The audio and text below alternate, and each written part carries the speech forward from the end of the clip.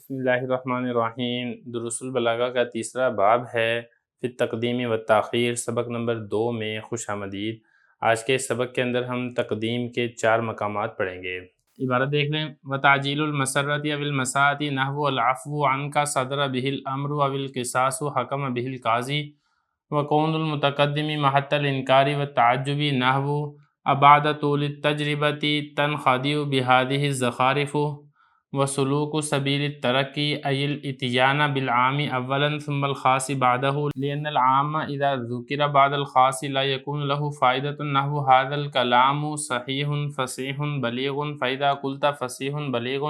لا تحتاج إلى ذكر صحيح، وإذا قلت بليغ لا تحتاج إلى ذكر صحيح ولا فصيح۔ ومراعاة الترتیب الوجودی نحو لا تأخذه سنة ولا نوم۔ عبارت ہو چکی ہے، اب چلتے ہیں اس کے ترجمے کی طرف۔ خوشی پہنچانے والے یا پھر تکلیف پہنچانے والے امر کو جلدی پیش کرنا، جیسا کہ العفو عنک، تیری معافی کا حکم صادر ہوا ہے، یا پھر قاضی نے قصاص کا حکم جاری کیا ہے،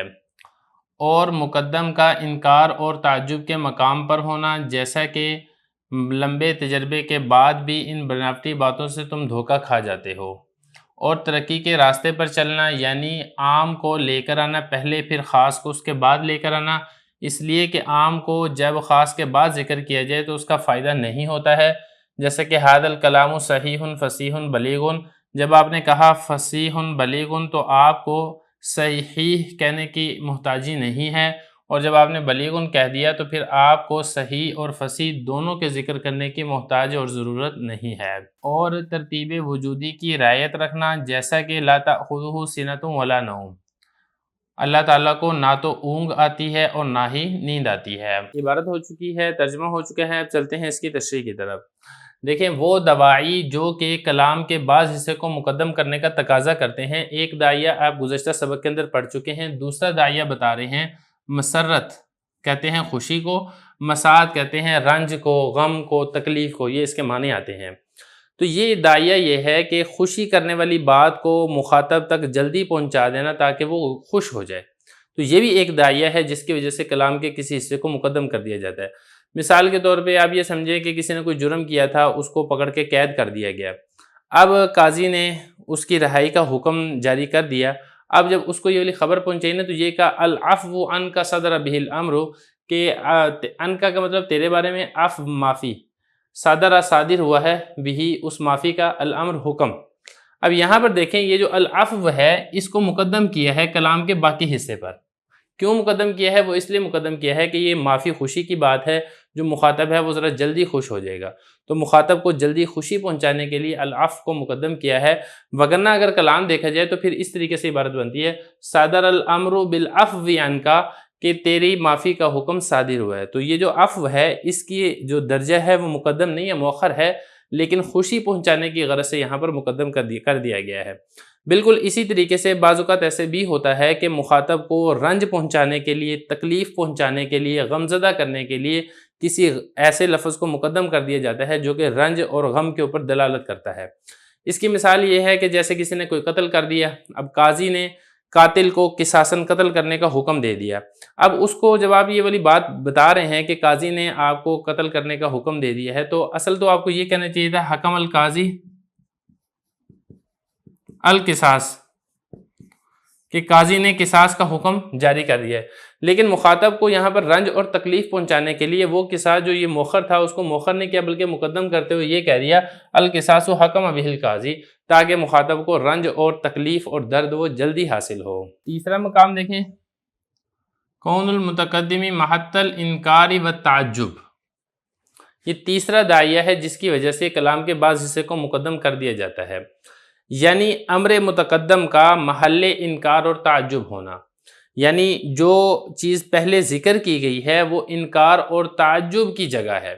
یعنی کلام کے بعض حصے کو مخاطب پر انکار اور تعجب کی وجہ سے مقدم کر دیا جاتا ہے۔ اس کی مثال کیا ذکر کی ہے؟ مثال یہ ذکر کی ہے ابعد طول التجربۃ تنخدع بہذہ الزخارف، زخارف کے بارے میں آپ کو بتا چکا ہوں، بناوٹی باتیں۔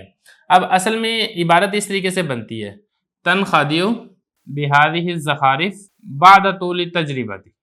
اصل عبارت اس طریقے سے بنتی ہے کہ اتنے طویل تجربے کے بعد بھی تم ان بناوٹی باتوں سے دھوکہ کھا جاتے ہو۔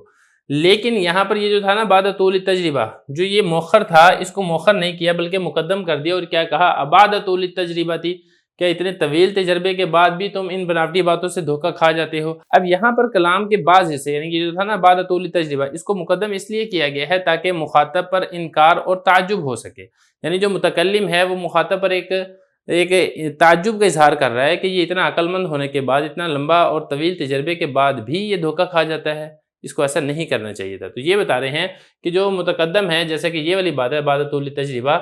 یہ انکار اور تعجب کا محل ہے، انکار اور تعجب کی جگہ ہے، تعجب کا مقام ہے، جس کی وجہ سے یہاں پر مقدم کر دیا جاتا ہے، مؤخر نہیں کیا جاتا ہے۔ دیکھیں جیسے کہ اس کی مثال میں آپ کو بتا چکا ہوں۔ اسی طریقے سے اب چوتھا مقام دیکھیں، سلوک سبیل الترقی، ترقی کے راستے کے اوپر چلنا۔ اس کا مطلب یہ ہے کہ پہلے عام کو ذکر کرنا، اس کے بعد خاص کو ذکر کرنا۔ کیوں؟ کیونکہ اگر آپ یہاں پر عام کو مقدم نہیں کریں گے بلکہ آپ خاص کو مقدم کر دیں گے تو خاص کے اندر عام شامل ہوتا ہے، تو پھر عام کو خاص کے بعد اگر ذکر کیا جائے گا تو پھر کسی قسم کا کوئی فائدہ حاصل نہیں ہوگا۔ تو اس وجہ سے جو عام ہے اس کو مقدم کر دیا جاتا ہے، پھر اس کے بعد خاص کو ذکر کیا جاتا ہے، پھر کوئی اور خاص ہو جو کہ خاص سے بھی خاص ہو پھر اس کو ذکر کیا جاتا ہے۔ اس کو کہتے ہیں ترقی کے راستے کے اوپر چلنا، جیسے سیڑھی ہوتی ہے نا، ایک ایک درجہ کر کے انسان اوپر چڑھتا ہے، بالکل یہ ایسے ہی ہے۔ اس کی مثال کیا ہے؟ مثال اس کی یہ ہے کہ ھذا الکلام صحیح فصیح بلیغ، جیسے کہ آپ پہلے ساری ان کی تعریفیں پڑھ چکے ہیں، کلام فصیح کیا ہوتا ہے، کلام بلیغ کیا ہوتا ہے۔ اب یہاں پر دیکھیں صحیح یہ عام ہے، فصیح جو ہے یہ صحیح سے خاص ہے، اور یہ جو بلیغ ہے یہ فصیح سے بھی خاص ہے اور صحیح سے بھی خاص ہے۔ اب یہاں پر اگر آپ صحیح کو مقدم نہ کریں بلکہ آپ فصیح کو مقدم کر دیں، آپ یہ کہیں ھذا الکلام فصیح، پھر صحیح کو ذکر کرنے کی ضرورت ہی نہیں رہے گی، کیونکہ کلام فصیح ہوتا ہی وہ ہے جس کے اندر کلام صحیح پہلے پایا جائے۔ جو کلام صحیح نہ ہو وہ فصیح نہیں ہو سکتا ہے، لیکن جو کلام صحیح ہو وہ فصیح ہو، یہ کوئی ضروری نہیں ہے۔ اسی طریقے سے جب اگر آپ یہ کہہ دیں نا ھذا الکلام بلیغ، تو پھر آپ کو اس کے بعد نہ تو صحیح ذکر کرنے کی ضرورت ہے نہ ہی فصیح ذکر کرنے کی ضرورت ہے، کیونکہ بلیغ کے لفظ میں یہ دونوں آ چکے ہیں۔ تو لہذا ان دونوں کو اگر آپ نے ذکر کرنا ہے تو پہلے آپ عام کو ذکر کریں گے، پھر خاص کو ذکر کریں گے، پھر اخص کو ذکر کریں گے۔ تو یہ ایک ترتیب ہے جس کو کہا جاتا ہے ترقی کے راستے کے اوپر چلنا۔ عبارت دیکھیں ذرا، فرما رہے ہیں کہ ترقی کے راستے پر چلنا یہ بھی ایک مقام ہے لفظ کو مقدم کرنے کا، یعنی پہلے عام کو لے کر آنا، پھر اس کے بعد خاص کو لے کر آنا۔ جیسا کہ عام جب اس کو اس لیے کہ اگر عام کو خاص کے بعد ذکر کیا جائے تو پھر تو کوئی فائدہ ہی نہیں ہے، جیسا کہ ھذا الکلام صحیح فصیح بلیغ۔ اب یہاں پر دیکھیں یہ عام تھا، اس کو پہلے مقدم کیا، پھر یہ خاص تھا، اس کو عام کے بعد ذکر کیا، اور یہ بلیغ اخص تھا، اس کو خاص کے بھی بعد ذکر کیا۔ اگر آپ ایسے کہہ دیں نا فصیح بلیغ، تو پھر آپ کو صحیح ذکر کرنے کی ضرورت ہی نہیں ہے۔ کیوں؟ کیونکہ کلام فصیح میں صحیح شامل ہوتا ہے، اور اگر آپ بلیغ کو مقدم کرتے ہوئے یہ کہتے ہیں ھذا الکلام بلیغ، پھر تو آپ کو نہ صحیح ذکر کرنے کی ضرورت ہے نہ فصیح ذکر کرنے کی ضرورت ہے، کیونکہ کلام بلیغ میں دونوں پائے جاتے ہیں۔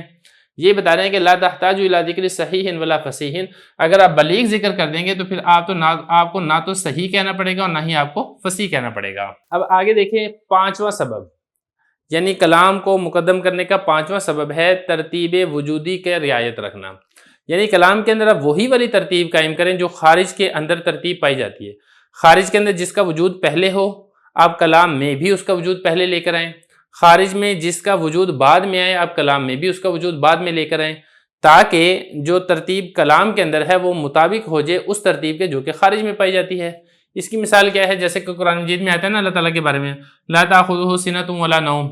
اللہ تعالیٰ کو اونگ نہیں آتی ہے اور نہ ہی نوم نیند۔ اب یہاں پہ دیکھیں خارج کے اندر بھی ترتیب ایسے ہی ہوتی ہے کہ پہلے انسان کو اونگ آتی ہے اس کے بعد نیند آتی ہے، تو جو خارج میں ترتیب تھی کلام کے اندر بھی اسی ترتیب کا لحاظ کرتے ہوئے اونگ کو مقدم کیا ہے نیند پر۔